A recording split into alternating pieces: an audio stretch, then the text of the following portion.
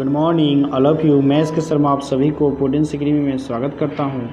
आज मैं बात करूंगा प्रत्यय के पार्ट 2 में, जिसमें हम देखेंगे कि मतूब प्रत्यय के बारे में। जो मेरा पहला रूल होगा वो आपका मतूब प्रत्यय, ठीक है।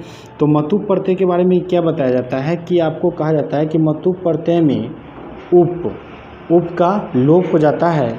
मतूब के पहले अ स्वर रहने पर म का क्या होता है और व हो जाता है, ठीक है।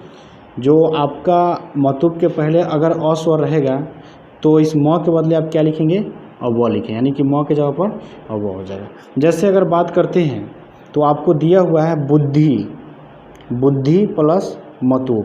तो बुद्धि प्लस मतूब से जो शब्द बन रहा है वो आपका बुद्धिमान बन रहा है, ठीक है। तो यहाँ से आप याद रख लीजिए पहचान में, कि पहचान में ये बात बताया जाता है कि शब्द के अंत में मान या वान होगा। यानी कि जब भी अगर शब्द के अंत में मान या वान होगा तो उसमें कौन सा प्रत्यय लगेगा, तो मतूब प्रत्यय लगेगा, ठीक है। इस बात को आप क्लियर कर लीजिए। अब जैसे नेक्स्ट एग्जाम्पल को देखते हैं। नेक्स्ट एग्जाम्पल ये दे रखा है आपको कि धी प्लस मतूब। तो धी प्लस मतूब से जो शब्द बना वो आपका धीमान है। तो यहाँ पर भी अंत में क्या आ रहा है, मान आ रहा है, इसलिए इसमें भी क्या होगा, मतूब प्रत्यय होगा। और आप देख भी रहे हैं कि इसमें क्या है, मतूब प्रत्यय लग रहा है। तो आप पहचान के लिए आपको यही याद रखना है कि अंत में अगर मान आएगा तो उसमें मतूब प्रत्यय होगा। उसके बाद बात करते हैं भग प्लस मतूब। तो भग प्लस मतूब से जो शब्द बन रहा है वो क्या है, भगवान। तो भग प्लस मतूब से जो शब्द बन रहा है वो भगवान बन रहा है। तो अब आप यहाँ पर ध्यान दीजिए कि ग में की बात की जाए, मतूब के पहले क्या लिखा हुआ है कि रूल कहता है कि मतूब के पहले क्या हो, अ स्वर रहने पर म का ये जो म है इसका क्या होता है, और व हो जाएगा, ठीक है। इस म का क्या हो जाएगा, और व हो जाएगा। अब आप यहाँ से ध्यान दीजिए कि ग में क्या है। तो ग में अगर बात की जाए तो ग में आपका अ है। ग में अगर बात की जाए तो ग में क्या है, अ, यानी मतूब के पहले यानी म के पहले आपको क्या है, अ है। तो जब म के पहले अ होगा तो म किस में चेंज होगा, तो व में चेंज होगा। तो जब म व में चेंज हुआ तो उस तरह से जो शब्द की बात की जाए कि भाई शब्द क्या बनेगा, तो क्या बन जाएगा, भगवान बन जाएगा। यानी कि यहाँ पे मान नहीं बल्कि वान होगा, ठीक है। अब बात करते उसी में बल प्लस मतूब। तो बल प्लस मतूब से जो शब्द बन रहा है वो आपका क्या है, बलवान है। तो यहाँ पर लॉ की बात की तो लॉ में भी क्या आपको दिख रहा है, तो लॉ में भी आपको यही दिख रहा है कि अ है। तो लॉ में भी जब अ है तो लॉ में जब अ है तो म के पहले क्या रहा है, अ रहा है। और जब भी म के पहले आपका अ आता है तो वो म किस में चेंज हो जाएगा, व में चेंज हो जाएगा।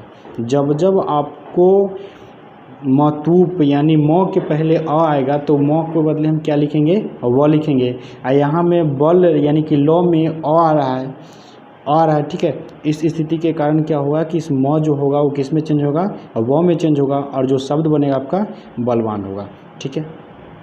नेक्स्ट रूल है आपका नयत प्रत्यय, ठीक है।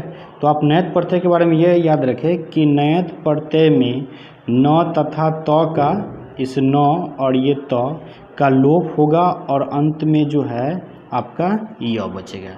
यानी कि अगर किसी शब्द के अंत में आपका य बचता है यानी य रहता है, ठीक है, तो उसमें जो प्रत्यय होगा आप याद कर लीजिए कि उसमें नयत प्रत्यय होगा। आपको पहचान में जो बताया जा रहा है कि पहचान में ये बताया जा रहा है कि शब्द के अंत में य रहेगा।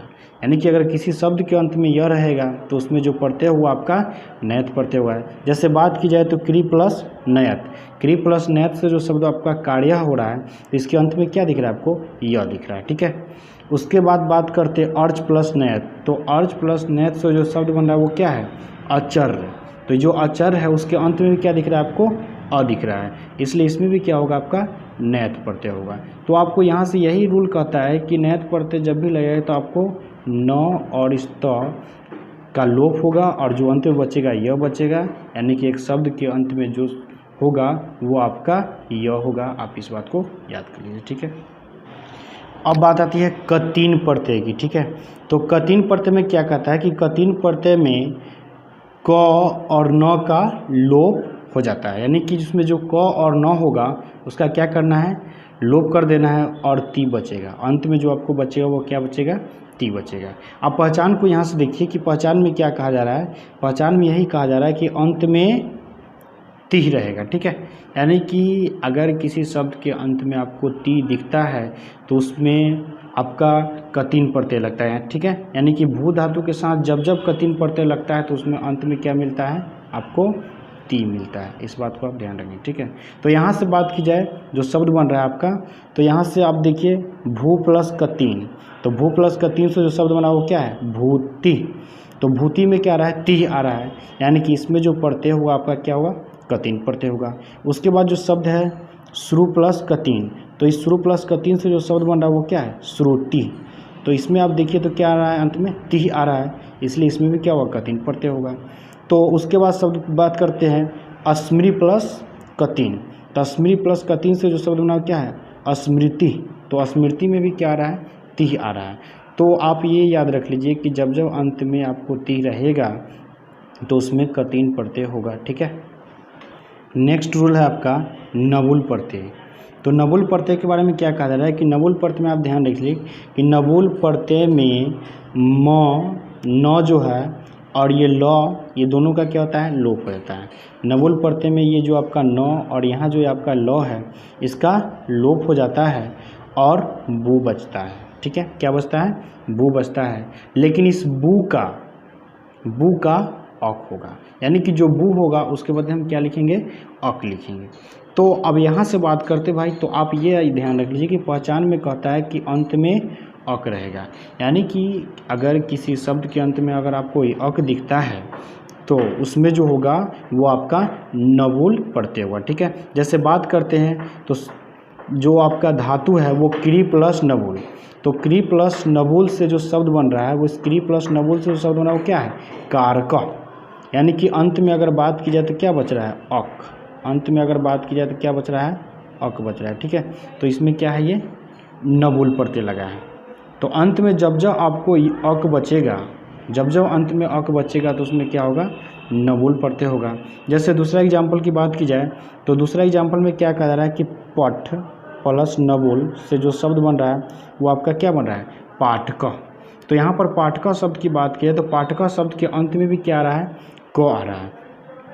तो जब जब क आएगा अंत में, यानी अंत में यूँ कहिए कि क नहीं बल्कि अक आता है, तो उस स्थिति में क्या होगा, आपका नबुल प्रत्यय होगा। उसके बाद बात करते हैं लिख प्लस नबुल। तो लिख प्लस नबुल से जो शब्द बना वो क्या है, आपका लेखक। तो यहाँ पर लिख प्लस नबुल से जो शब्द बना वो लेखक है। तो यहाँ पर भी आपको अंत में क्या दिख रहा है, क दिख रहा है, ठीक है, यानी क दिख रहा है। तो जब जब आपको अंत में क दिखेगा या अक दिखेगा तो निश्चित तौर पर उसमें नबुल प्रत्यय होगा। इस बात को आप क्लियर कर लीजिए, ठीक है।